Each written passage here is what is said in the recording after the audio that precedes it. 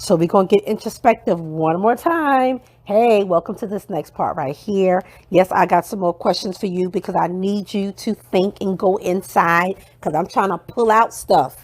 I want you to be at a different point in life when you finish this workshop. You open to all the revelations, all of the clarity that you're gaining from just being a part of this workshop. So I want you to have a different mindset. You're going to approach things differently. Okay. So we're getting introspective again, this time about our ambitions and our passions. So my first question is, what skills or knowledge are you developing? I kind of mentioned it a little bit before about what skills are being developed. What are you working on now? What's the skill that you want to improve on? Make a note of that. That's very important. Because it's like you're onto something. It's like me making my product line. I'm strengthening, and that's always an ongoing. Some of these things are going to be ongoing because you're always improving. But I developed my skill of crafting and making my products, and how to do it better. And I'm learning how to mix and how to blend, what works together, what don't. So that comes with research and studying and reading and all of that. I'm developing that because I want to make more products. I want to make products that are more complex, So what skill are you, or either what knowledge are you developing? Getting more insight on something. Next is how do you envision yourself doing? Well, I can say, what do you envision yourself doing within 3 to 5 years? And how do you envision yourself? I guess I made that twofold. What do you envision yourself doing within the next 3 to 5 years? I want you to get that vision because this is right. This is seeing the vision, writing it down and making it plain right in this little section right here as well. Some of you already saw yourself doing something, but I want you to, this is like your vision board because you're going to look at this and go, okay, I got to stick to the plan. I got to stick to the plan. And you can go back and revisit and look at that vision you saw. What is it? And write all of that down. If there was a secret, private passion in your life, what would it be?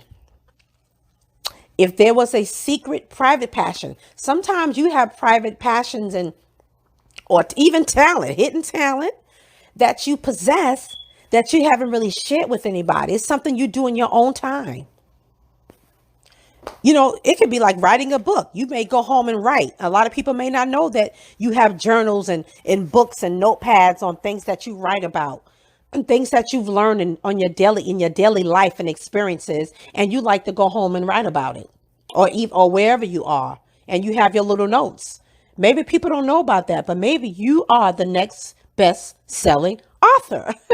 I'm just saying. So think about that secret, that private passion, because it may be time for you to show up with that private and secret passion so you can operate in it. No more hiding it again. What do you consider your role to be in your family, community, ministry, and friendship? I know I kind of asked that again. It's almost like the psychological question you get when you apply for certain jobs or positions, and they kind of rephrase the question and reframe it. But it's almost asking you the same thing because they are trying to see, they're trying to find out more about you, the way you think, the way you critically think about things, your character, your personality traits. And so this is like that, if you haven't noticed that already, because I want you to really think about that. You play a role. You play a role, whether you know it or not, in your family, in your community, in ministry, and in your friendships. So now this is more focused on relationships. So the relationships that you have in your family, how you relate to everybody. Look at that. How do you relate to people in your community? Community don't have to necessarily be your neighborhood. It could be whatever environment you spend a lot of time in that you interact in. That's your community. Like this workshop is a community right now. Everybody's work is in the same journey, and it becomes a community of people, with the same mindset. Well, I'm not necessarily mindset, but like-mindedness. So we're like-minded to a degree in this community, even though we may have different purposes and different passions, but we are all on the same page right now and on a certain level. What's the relationships you have with ministry? What role do you play? And even in your friendships, what role do you play? Are you the peacemaker? You got to bring everybody together. Do you have a way of connecting people? It comes easy for you. Is you like a matchmaker, but with friendship and relationships? If you could devote your life to serving others, think about that. If you can devote your whole life or part of your life to serving others and still have the money and lifestyle you need, what would you do? How would it look? That's a big one right there. So like I said, if you need more time and space to write, of course you're going to need more time, because I'm kind of just going through this with you quickly. But when you start writing, if you need to turn the page or use extra piece of paper or notepad, do that. But I don't want you to have just on piece of paper. Use this journal and even a notepad for extra notes so you won't lose it. But if you could devote your whole life to serving others, what would that look like? What is it? Don't think about your obstacles, what you think are obstacles right now or barriers. I just want you to imagine, okay? What would that be? How would you serve people and still have the money you need to live the life you want? And the last question is, do you believe in God or in a concept of a higher power? If so, I want you to describe the most useful and empowering aspect of this spiritual relationship that you have. So say you believe in God. Describe what is empowering about that, your relationship with God. What is the nature of this relationship? How is it useful? What is the most usefulness you get out of it? And if not, then, what reference point do you use? Something that maybe inspire. It could be something or a person that inspires you. And then you can make notes on that, how they inspire you, what you get out of it, what they do for you. And so we finish in this part as well. Go ahead and get introspective before we move into the whole journaling of your personal thoughts and your reveals. And that you're going to do on your own anyway, basically. That's your own assignment. That's your own note taking.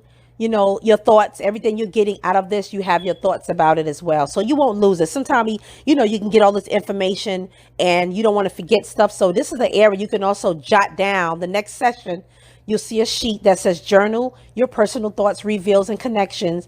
You can use it to take notes, so you won't lose your train of thought and where you were thinking when I was speaking, because that happens a lot, right? Somebody's speaking something like, oh my gosh, I don't want to lose what I'm getting out of this. So you can write that down. And I will see you in the next segment.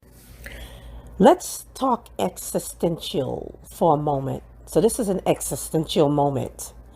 Sometimes we experience an existential moment, which is basically feeling a sense of emptiness, not knowing why we're here, a sense of dissatisfaction, being totally bored with our lives, feeling detached from things, from people, and even feeling a sense of displacement, which I even experience myself, because sometimes it happens when you move to a new place, a new position.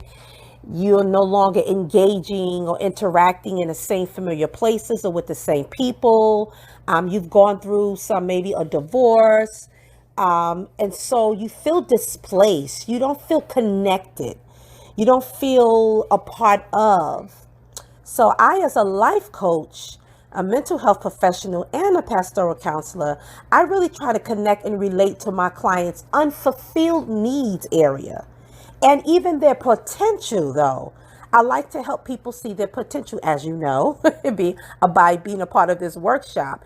And I try to teach them how to redirect their energy and their focus to best fulfill their needs and reach their potential and living on purpose. So it takes all of that to actually live in your purpose and on purpose.